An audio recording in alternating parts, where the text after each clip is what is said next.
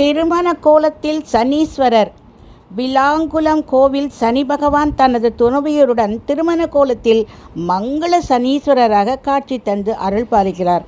இங்கே போய் நாம் வேண்டிக்கிட்டோம்னா கண்டிப்பாக அந்த சனி பகவான் நமக்கு மங்களகரமான காரியங்கள் அனைத்தையும் விரைவில் முடித்து தருவார் உறுதி.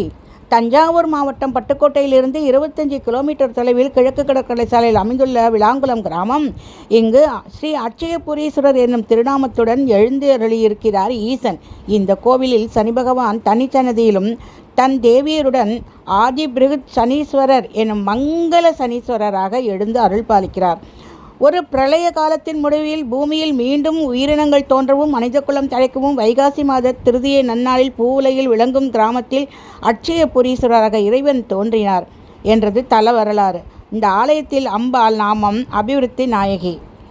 எல்லாவற்றையும் விட சனீஸ்வரர் அதிபிருத் சனீஸ்வராக மங்கள சனீஸ்வரராக பகவானாக இங்கே காட்சி தந்து அருள் பாலிக்கிறார். சனிக்கிழமைகளில் இவரை வந்து தரிசனம் செய்வது சிறப்பு. சனி பெயர்ச்சிக்கு பிறகு ஏதேனும் ஒரு நாளில் இங்கு வந்து சனி பகவானுக்கு வஸ்திரம் சாத்தி வணங்கினால் சகல யோகங்களும் தந்தருள்வார் என்பது உண்மை.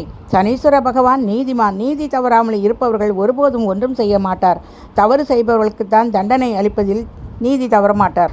இத்தலத்தில்தான் சனீஸ்வரனுடைய ஊனம் நீங்கியதாக இங்கே பள்ளத்தில் விழுந்து விளாங்குளத்தில் இருப்பதால் இங்கே ஈசன் அவருடைய ஊனத்தை நீக்கி அருள் புரிந்தார்.